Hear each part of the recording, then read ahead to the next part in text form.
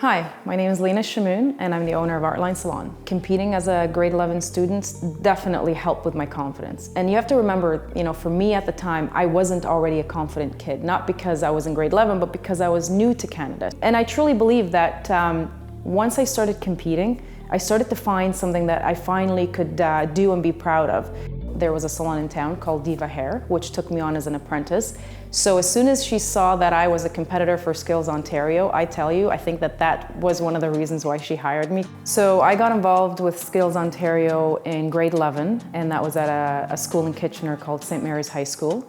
It was through the hairstyling program. A teacher asked if anyone wanted to compete, and at the time, I truly didn't know what the word compete meant because I was only in Canada for less than 5 years. So I put my hand up randomly, thinking that it was going to be cool anyway to do whatever it was she was asking because I trusted her. And after that experience, I ended up attending the regional for Skills Ontario and then won that. And then we ended up going to the provincials, and then we proceeded to go to Winnipeg for Skills Canada. Some of the highlights are meeting other kids that were my age, doing different type of training or trades. Because in grade 11, I wasn't really exposed to a lot of different trades because I just sort of went to school. I was an ESL student. I was sort of busy learning English. But then once I started competing with Skills Ontario and meeting other kids that were doing all kinds of different experiences, personally, I felt like I belonged a little bit more in society to some degree because of sort of my background as a young immigrant student. A lot of the mentorship was from the teacher that I was working with at the time. She was the one that basically took care of me. So from training to reading the scope to making sure my tools were ready to, having the right mannequins to train on. So without Mrs. Smith, I wouldn't have been able to do it because I didn't know anything about it. In general, any skills that I learned, whether it was proper blow drying, proper sectioning, those are all sort of foundations to hairdressing. So those were the things that definitely I still use every day, no matter what is in front of me, what guest is in front of me or what technique is in front of me. Even the basic chemistry of how to mix a color, all of that is definitely something that we use every day, no matter, 20 years later, I'm still utilizing that technique. Truly, I've said this before, I used to think that hairdressers competed first and then did hair behind the chair second, because that's kind of how I got into it. Skills has got a really special place in my heart because it started my career.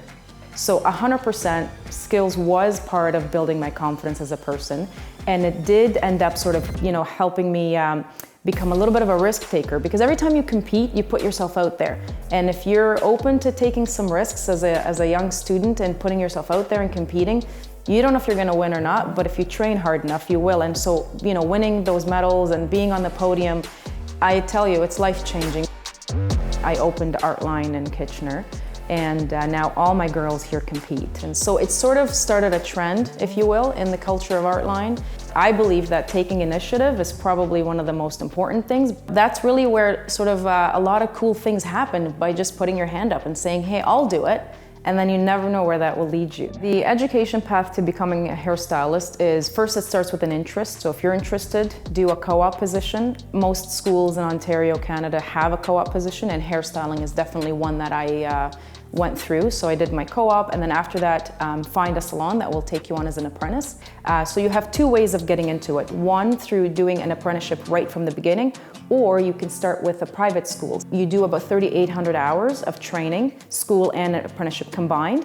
Then you write your exam with the Ontario College of Trades, and then you get certified as a journeyman. I believe that the trades will always be in demand because we take care of people, we take care of services. The compensation for hairstylists is wonderful. And if you really love what you do, clients will notice that. And not only do they want to come to you, but they want to refer a lot of other, guests and friends to you.